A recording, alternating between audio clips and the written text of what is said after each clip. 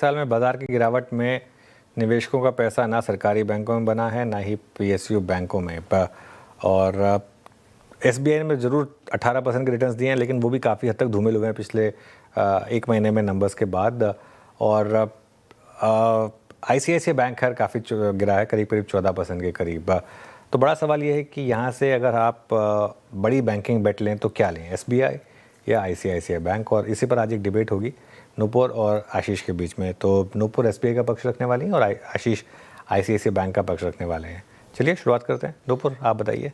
बिल्कुल sir, state bank of India की बात करें तो 17% की लोन ग्रोथ देखने को मिली थी। और आशीष, इतनी बड़ी लोन बुक होती है ना, तो आप एक्सपेक्ट करते हो कि ग्रॉस एनपीए जो है वो ज़्यादा होंगे। लेकिन इस बैंक की बात करें तो हिस्टोरिकल लो लेवल पे नजर आएंगे, खाली 1.5% के ग्रॉस एनपीए। तो मल्टी ईयर लो लेवल पे जो है वो ये ग्रॉस एनपीए जाते हुए दिखे और इसी वजह से एसेट क्वालिटी काफ़ी सुधरती हुई नजर आई है।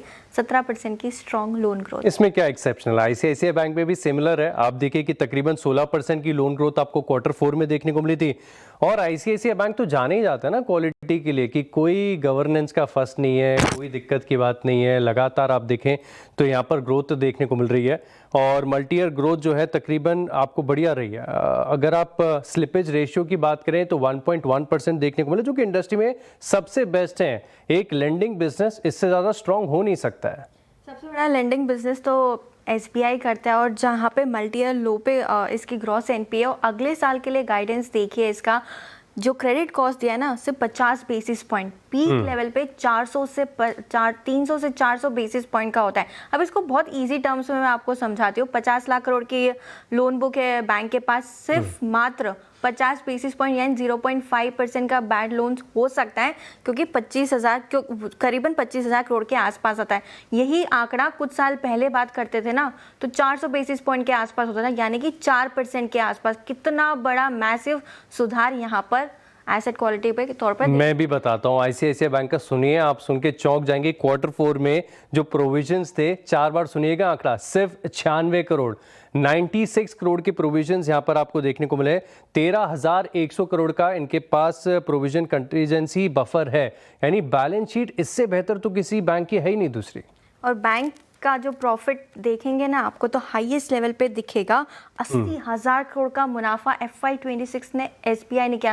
क्वार्टरली रन रेट देखिए 20,000 करोड़ का मुनाफा करती है इतनी बड़ी बैंक, मात्र 50 बेसिस पॉइंट के क्रेडिट कॉस्ट। और क्या चाहिए अब आपको? नुपुर, सर्विस चाहिए। देखिए ना, एक बात से आप है ना वो जीत नहीं पाएंगी। अगर आप बैंकिंग सर्विसेज की बात करें ना तो किसी सरकारी बैंक से आईसीआईसीआई बैंक वे बेहतर है। आप इनका मोबाइल एप्लीकेशन देख लीजिए। हर छोटी जगह पर जो आम आदमी होता है ना, उसकी पेंशन आज भी एसबीआई में बार-बार उनसे वो केवाईसी भी करवाते हैं और इजीली लोन भी एसबीआई जैसी बैंक ही देती है। लेकिन आपने इतनी अच्छी बात कही तो मैं आपको एक चीज बताती हूँ, कंपनी के जो नेट इंटरेस्ट मार्जिन है ना 3% रहते हैं FY26 में। मैनेजमेंट का कॉन्फिडेंस है 3% रहेंगे और इनफैक्ट 3% से ऊपर आईसीआईसीआई बैंक की सुनिए ना, वे बेटर है। 4.3% के निम्स हैं और स्टेट बैंक ऑफ इंडिया से तुलना करके देखूं तो 140 बेसिस पॉइंट ज्यादा है। तो इस पैरामीटर में तो आईसीआईसीआई बैंक आ गया। ग्रुप का इक्का बताती हूँ मैं आपको, 7% की स्टेक है एनएसई में और एसबीआई एएमसी की जो लिस्टिंग है ना वही इसके लिए मीडियम टर्म का जो आउटलुक मेरे पास आपकी भी नजरें एनएसई के आईपीओ पर है और 7% की हिस्सेदारी। आईसीआईसीआई बैंक के पास भी बहुत सारी सब्सिडरीज हैं और उसकी वैल्यू मैं बता रहा हूँ कंजर्वेटिव बेसिस पे नहीं तो कम से कम 250 रुपए, और अच्छी तरीके से मैं एस्टिमेट करके देखो ना तो ऑलमोस्ट 360 रुपए के आसपास आती है। एक साल में पॉजिटिव रिटर्न देने के बाद भी ब्रोकरेजेस को लगता है कि 22% का अपसाइड। सिर्फ 22 है। आईसीआईसीआई बैंक लीजिए ना, 35% की अपसाइड है। अंडर परफॉर्म किया है तो वो हटा दीजिए तो ऑफसेट तो ना, लेकिन इस भाव से बात करते हैं ना, ब्रोकरेजेस का औसत टारगेट मैंने सबका निकाल के देखा 1682 के आसपास निकल कर आता है। इस भाव से 35% चल जाएगा। आशीष का खाता है आईसीआईसीआई में, नुपुर का एसबीआई में। मैं छोटी जगह से हूँ ना तो वहाँ तो एसबीआई देखा है, पहले स्टेट बैंक ऑफ बीकानेर था, अब state bank of India. SBI देश का लार्जेस्ट बैंक और sir SBI versus ICICI bank debate में तो दम था सर, सभी ने अच्छे पॉजिटिव प्रोज और कॉन्स बताए हैं। लेकिन Q4 नतीजे जिस तरीके से आए एसबीआई के, उसने कहीं ना कहीं सेंटिमेंट तो डामाडोल किया है। आप किस साइड है, आईसीआईसीआई या एसबीआई? आईसीआईसीआई बैंक में तो मेरा भी अकाउंट रहा है शुरू से, सैलरी अकाउंट हमारे यहीं से, कोई कंप्लेन नहीं हुई आज तक। ये वो बात है जैसे वो गैंग्स ऑफ वासेपुर में कहते हैं ना कि अब एक तरफ है दिलीप कुमार, एक तरफ है देवानंद। फिर एक तरफ है राजेश खन्ना, एक दूसरी तरफ है अमिताभ बच्चन, फिर आगे हुआ बोले कौन है, वो सलमान, वो शाहरुख, बोले आजकल क्या है, वो रणवीर और रणबीर। अब वो आपकी चॉइस है कि आपको दोनों में से कौन पसंद है ना। अब वो आपकी चॉइस हो सकती है, मेरी चॉइस अलग हो सकती है, लेकिन मेरा मानना ये है कि दोनों क्राउन ज्वेल हैं। इस समय आईसीआईसीआई बैंक का थोड़ा सा अंडर परफॉर्मेंस चल रहा है, लेकिन प्राइवेट बैंकों में ये बात तो बहुत क्लियर है कि आईसीआईसीआई बैंक की जो री रेटिंग हुई है बख्शी जी के आने के बाद, वो हमने सबने देखी है। और अगर आप देखेंगे तो ठीक है, मतलब मेरे ख्याल से 5 साल का व्यू लेंगे अगर आप, तो आई थिंक क्लियरली एसबीआई सबसे ऊपर है।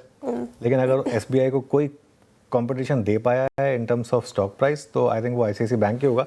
दोनों का रख दीजिएगा जरा 5 साल का व्यू, एसबीआई 5 साल का स्टॉक परफॉर्मेंस एसबीआई और आईसीआईसीआई बैंक का।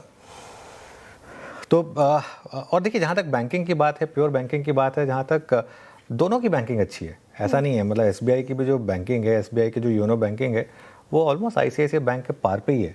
और इसीलिए बहुत लोगों का मानना है कि ये देखिए 145 and 100। हाँ, तो मतलब कोई बहुत ज़्यादा पीछे नहीं है अगर आप देखेंगे तो। और दोनों के सब्सिडरीज, दोनों के जो स्टेक्स हैं, उनकी वैल्यू है। मैं ये कहूँगा कि आपके पोर्टफोलियो में दोनों होने चाहिए। नहीं, ये इसको हटा दीजिए लाइन को। मेरे ख्याल से आपके पोर्टफोलियो में दोनों होने चाहिए, क्योंकि ये दोनों इस समय आपको एक रीजनेबल वैल्यूएशन पर मिल रहे हैं। एक समय आया था आईसीआईसीआई बैंक ने ऑलमोस्ट 2 साल से चलना बंद कर दिया, ठीक है। तो उस हिसाब से वो, और अर्निंग्स तो हुई हैं आईसीआईसीआई बैंक की, अर्निंग्स में तो ग्रोथ हुई है, ऐसा नहीं कि नहीं हुआ अर्निंग्स में ग्रोथ। तो करीब करीब 2 साल में जो फ्लैटिश मूव रहा है आईसीआईसीआई बैंक का, उसने एक सॉर्ट ऑफ एक रीज़न दिया है वापस आईसीआईसीआई बैंक में वैल्यूएशन के नॉर्मल हो जाने का। एक समय पर आईसीआईसीआई बैंक की वैल्यूएशन बहुत हाई हो गई थी, 3.5 3.6 टाइम्स प्राइस टू बुक पहुंच गया था। अब वापस थोड़ी सी रीजनेबल हो गई है। एसबीआई के साथ भी पिछले 1 महीने के करेक्शन के बाद थोड़ा सा रीजनेबल हो गया है। तो एक अच्छे पोर्टफोलियो में मुझे लग रहा है कि इन दोनों के लिए स्पेस होनी चाहिए कोर पोर्टफोलियो में। और इसमें मैं इसको डिबेट नहीं मानता, मैं इसको एक हेल्दी डिबेट मानता हूँ। यहाँ ठीक है, दोनों के प्लसेस, दोनों के माइनसेस हैं। इस समय मौका मिल रहा है आपको रीजनेबल वैल्यूएशन पर एंट्री करने का। आशीष और नूपुर, बहुत बहुत शुक्रिया आज इस अच्छी सी डिबेट के लिए। शरद जी, आपका अकाउंट किसके साथ है और आप कौन सा स्टॉक चुनेंगे? अकाउंट तो मेरा आईसीआईसीआई में ही है, लेकिन मुझे लगता है जैसे आपने भी बहुत अच्छे से एक्सप्लेन किया कि आईसीआईसीआई बैंक की एक बहुत स्ट्रॉन्ग री रेटिंग हुई थी पिछले 3-4 सालों में मैनेजमेंट चेंज होने के बाद।